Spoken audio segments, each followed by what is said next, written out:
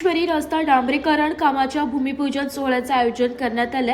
आमदार ॲडव्होकेट राहुल उत्तमराव ठिकले यांच्या विशेष प्रयत्नातून हा रस्ता डांबरीकरण प्रकल्प मंजूर झाला असून परिसरातील नागरिकांना याचा मोठा दिलासा मिळणार आहे। शनिवार दिनांक 14 फेब्रुवारी 2026 रोजी सकाळी 10 वाजता हा भूमिपूजन सोहळा संपन्न होणार आहे। या कार्यक्रमास विविध मान्यवरांची उपस्थिती लाभणार असून भारतीय जनता पार्टीच्या नवनिर्वाचित नगरसेवक तसेच पदाधिकाऱ्यांसह स्थानिक कार्यकर्ते आणि नागरिक मोठ्या संख्येने उपस्थित राहणार आहे। या रस्ता डांबरीकरणामुळे प्रभागातील वाहतूक सुलभ होणार असून नागरिकांच्या दैनंदिन प्रवासात होणाऱ्या अडचणी दूर होणार आहे। परिसराच्या विकासासाठी आमदार राहुल ठिकले सातत्याने प्रयत्नशील असून विविध विकास कामांना गती मिळत असल्याचं नागरिकांनी सांगितलंय। या भूमिपूजन सोहळ्यास नागरिकांनी उपस्थित राहून कार्यक्रमास यशस्वी करावे असे आवाहन आयोजकांच्या वतीने करण्यात आले। मी स्वतः बऱ्याचशा कामाचा पाठपुरावा भाऊकमी केला आहे, त्यामुळे भाऊजवळ 50 कोटीचे कामं केले प्रभाग 6 मध्ये। तुमच्या सर्वांच्या सूचनेचा आम्ही बजावणी करू। थांबतो। धन्यवाद। आणि आमदार आपल्या दारी हा उपक्रम राबवत असताना आपल्याला सगळ्यांना भेटून वाळू अप्पा माझ्याबरोबर होते आणि इथले बरेचसे लोक होते आणि त्यांना विचारलं की काय पाहिजे।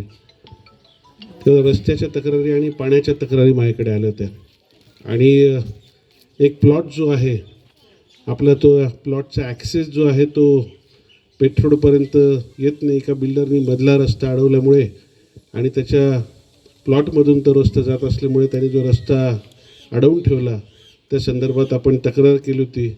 मी आपल्या थेटेंच्या घरात बसून तिथल्या बिल्डरचा नंबर पण घेतला होता, परंतु नंतर निवडणूक लागली आणि निवडणुकीनंतर मला कॅन्सर डिटेक्ट झाला निवडणुकीत आणि त्याच्यामुळे वर्षभर मी काही घराच्या बाहेर पडू शकलो नाही आणि त्याच्यामुळे आज वर्षभराने का होईना यांची नगरसेवकांची निवडणूक झाल्यावर मी आपल्यापर्यंत पोहोचू शकलो आहे।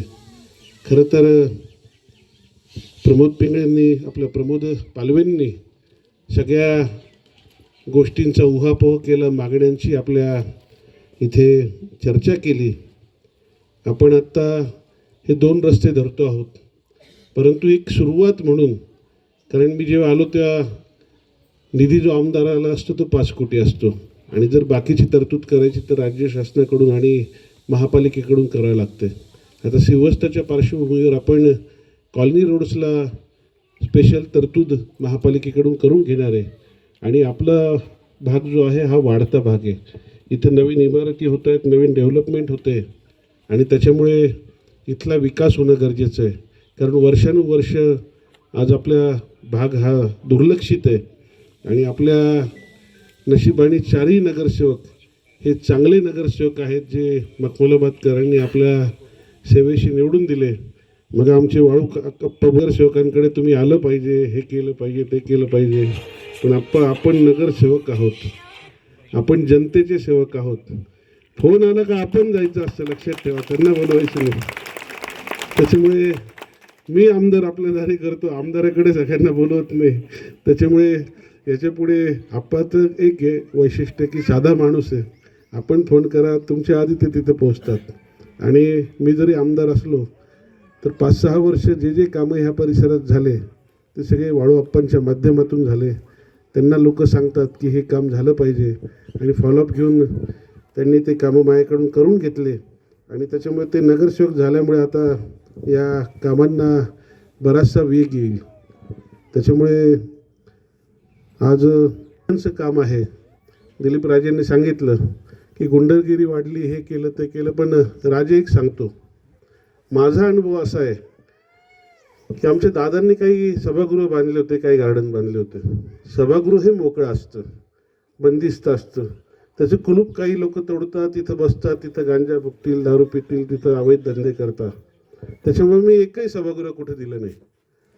मी देतो ते मंदिर देतो आणि मंदिराच्या पुढे सभामंडप देतो, कारण एक मंदिर जेव्हा आपण देतो तेव्हा त्या मंदिरामुळे एक पोलीस चौकी कमी होते, लक्षात ठेवा। कारण मंदिर जेव्हा देतो त्या मंदिराच्या इथं अवैध धंदे करणारे, उद्योग करणारे लोक येत नाही, तिथं ज्येष्ठ नागरिक असतात। त्या मंदिराच्या इथं जेव्हा आपण खेळणी टाकतो तेव्हा आया बहिणी तिथं बसतात, त्या मंदिराच्या सभागृहात लहान मुलं तिथं खेळतात। CCTV आपण लावतो म्हणजे सुरक्षितता तिथं राहते आणि पोलिसांचं जे स्कॅनर असतं, जे पेट्रोलिंग होतं, ते जर तिथं लावलं तर 2 टाईम पोलिसांची गाडी पण तिथं येऊन तिथं स्कॅन होतं आणि एक धार्मिक आणि सामाजिक वातावरण चांगलं राहतं.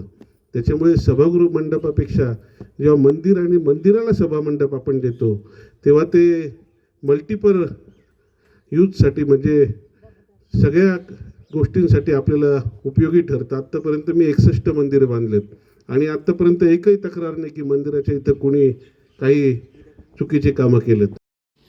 चित्र तांदळे रोहिंदा पिंगे वाळोप्पा कापड पिंगे बाबा व आमचे मार्गदर्शक दिलीप भाऊ मोरे. आज देवी बागेश्वरीमध्ये रस्त्याचे ओपनिंग होतं आहे त्याचं श्रेय पूर्ण आमदार साहेबांना जात आहे. एक साधारण 10 ते 15 रुपये आम्ही चारी नगरसेवक आलो होतो त्यावेळेस आपण या रस्त्याची आम्हाला व्यथा सांगितली होती. त्याच वेळेस पण सांगितलं होतं की 8 ते 15 दिवसात या रस्त्याचं ओपनिंग होत आहे. त्याप्रमाणे रस्त्याचं ओपनिंग झालं आहे. मी आमदार साहेबांना एकच विनंती करतो, ह्या प्रभागात ही जी वस्ती आहे देवी बागेश्वरी इकडं खूपच दुर्लक्ष झाले 20 ते 25 वर्षापासून. भाऊ इथनं एक पुढं रस्ता आहे एक साधारण 30 मीटर ते 100 मीटर रस्ता आहे. तो कुठे तरी बिल्डर आहे त्याने तो आडून ठेवलेला आहे. हा जर रस्ता जर झाला ना तर स्ट्रेट पेट रोडला जॉईंट होणार आहे. कारण की आता यायचं असेल तर पूर्ण ते पिंगे बाबाच्या इकडनं असं फिरून मग इकडे यायला लागतंय. तर ही खूप मोठी समस्या आहे रस्ते या लोकांची. जर झालं तर म्हणजे एक मिनिटात ते पेट्रोल जॉईन होता नाहीतर त्यांना इकडे यायला 5 मिनिटं लागतात. तर आपण सर्वजण आपण त्या जो कोणी बिल्डर असेल त्याची एक मिटिंग करू आणि हा रस्ता ओपन करून देऊ. त्यांची दुसरी समस्या इथल्या गार्डनची होती. तर मी तुम्हाला त्याविषयी बोललो गार्डनची फाईल कोणतरी माणसाने बनवलेली आहे ती आमच्या चौघांकडे एकदा तुम्ही देऊन टाका. आम्ही महापालिकेचा मागोबा घेऊन आम्ही ती बी काम पूर्ण करू. आज आपण सर्वांनी आम्हाला इथं बोलवलं त्याबद्दल आपला मी आभार आहे. धन्यवाद. जय हिंद. जय ब्युरो रिपोर्ट नाशिक लोकशाही न्यूज नाशिक.